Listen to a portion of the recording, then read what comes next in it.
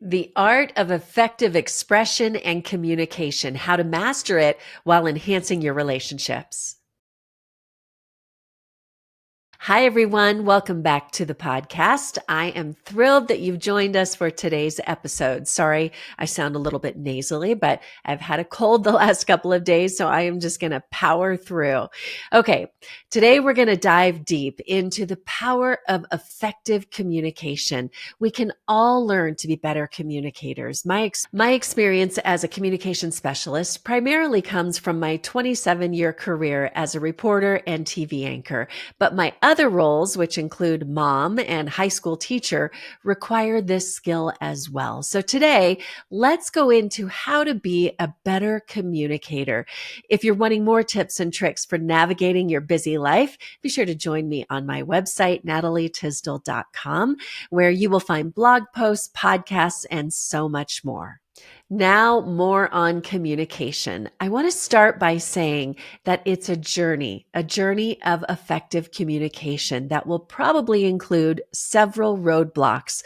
I'm very well aware of that, and that those roadblocks might include time constraints, stress, technology glitches, right? And just fatigue. We all have busy lives.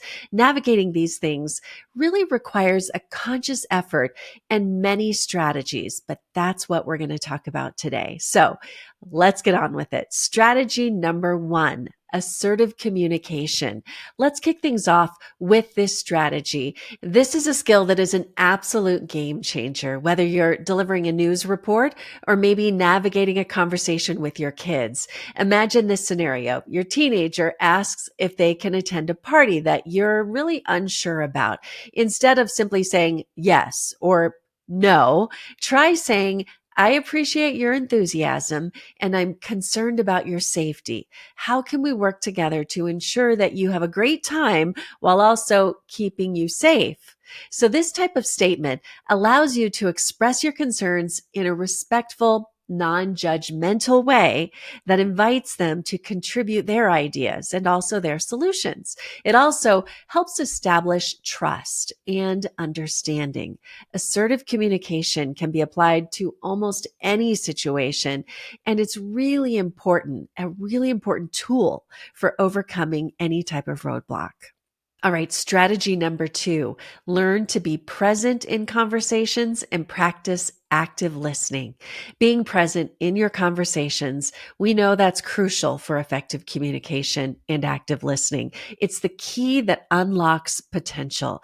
It involves not merely hearing the words of others, but really understanding their message and their intent. My motto, and this applies to my students, my husband, my kids, everyone else, and that is understand before being understood.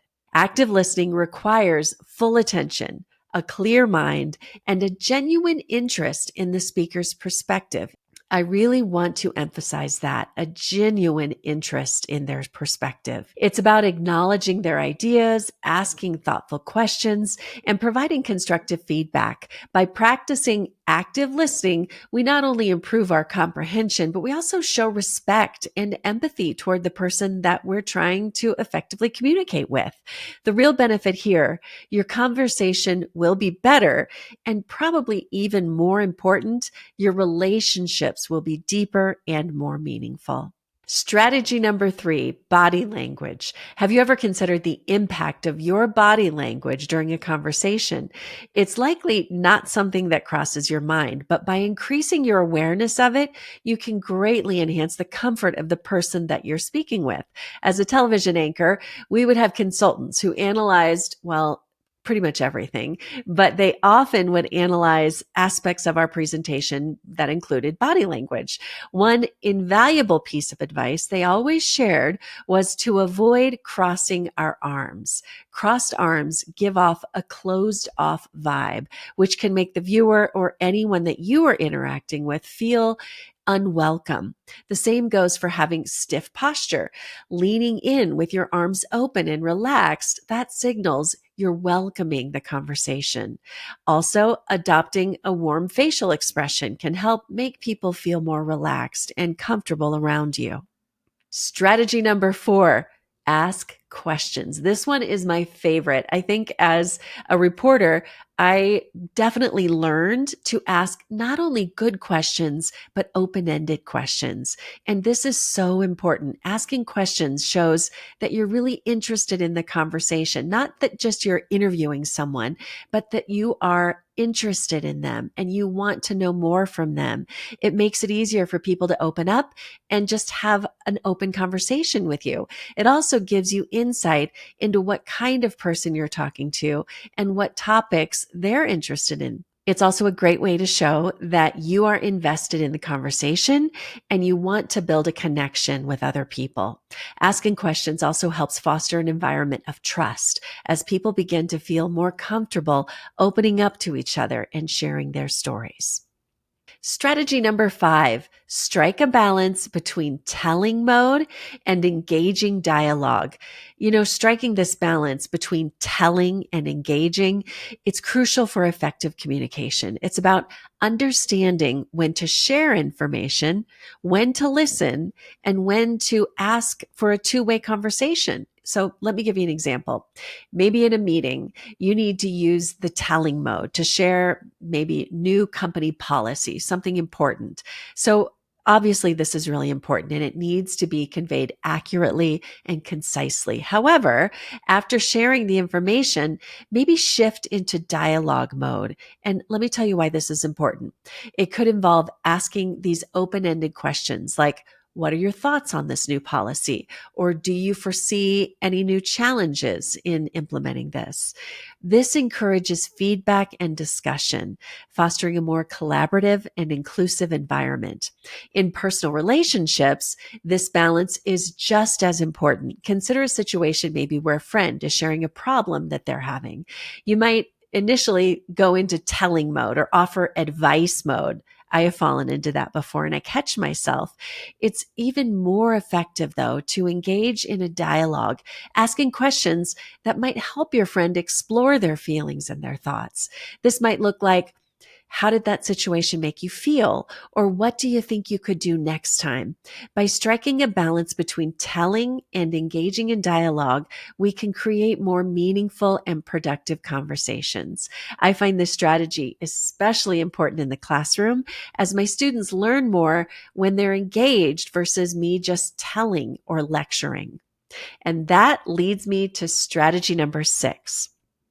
Tailoring your communication style to suit your audience.